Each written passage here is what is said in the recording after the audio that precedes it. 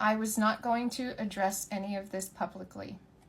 I was going to let things happen naturally because the person this is regarding is no longer here to tell their part of the story because they are deceased. However, due to harassing and abusive comments I am receiving from people they knew, I would like to remind everyone that mental health is very important and only you are responsible for your feelings and your actions. The last few months, I have really been working on my mental health. I have been seeing a therapist regularly for about 8 months and have been working on medications for depression since November. It has been a long and hard struggle at times. During this time, I felt it very hard to do any advocacy and my normal career and had to adjust my schedule accordingly. Also during this time, I began setting and holding boundaries I needed for my mental health with the help of my therapist. A few weeks ago, I got a private message from someone warning me to pay attention to who I was friends with and showed a comment of a friend who was bullying someone in my SMA community on their TikTok account. When I confronted my friend and asked what they did and why, they initially lied about it, which upset me. This friend knows how much I am bullied and how much I fight for disabled representation as a positive influence and against bullying and negativity in the community. It made me angry that they would bully and then lie to me about it. I spoke to my therapist about my feelings on the situation, and we came to the conclusion together that I should ask for a few days to work through the feelings so I could give forgiveness, since this was not an isolated incident with this friend. So I asked just that. The friend immediately responded via text and blamed me being upset of me having a bad day. After that, I kept my conversations to a minimum with said friend while I tried to work through my anger. The friend then flooded their social media with memes about ending friendships and how wonderful that feels. I remained silent on all of this and did not engage per my therapist's recommendations. So at this point, I ceased all conversations with the friend completely.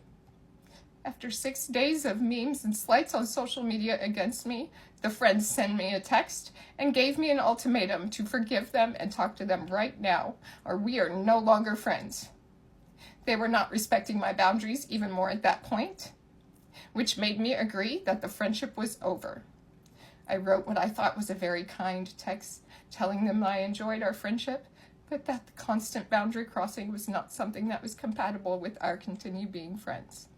I wished them health and joy in the future, and then I removed them from all social media.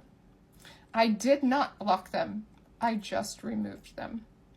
All of this, again, was in guidance with my therapist on how to be gentle and still protect my mental health and boundaries. For the next week, their social media was filled with doomsaying. They blamed me for using their retirement to help me, which I never asked for nor needed. They said I was a scam and other things that were horrible. I kept my mouth shut. I did not engage.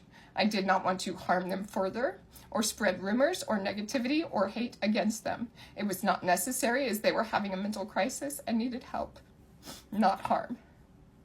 The only thing I could control were my own reactions to their actions, which was to follow my therapist's instructions, to stay calm and not engage. My therapist said it would probably get worse before it got better, and to be prepared mentally, and know that suicide threats are probably coming, and to be ready for those, and just call the police. Which I did. When the threat was eventually made, the police showed at their house. They did a check. The This person said everything was fine.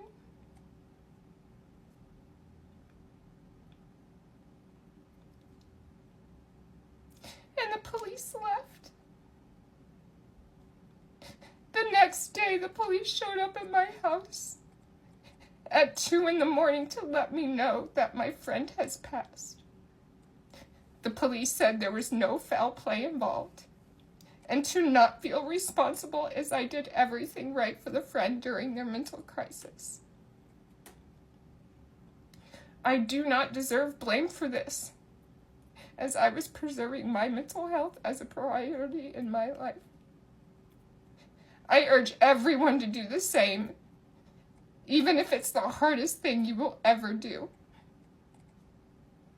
If you are feeling as if you are too alone, or might possibly cause harm to yourself or others, know that there is help.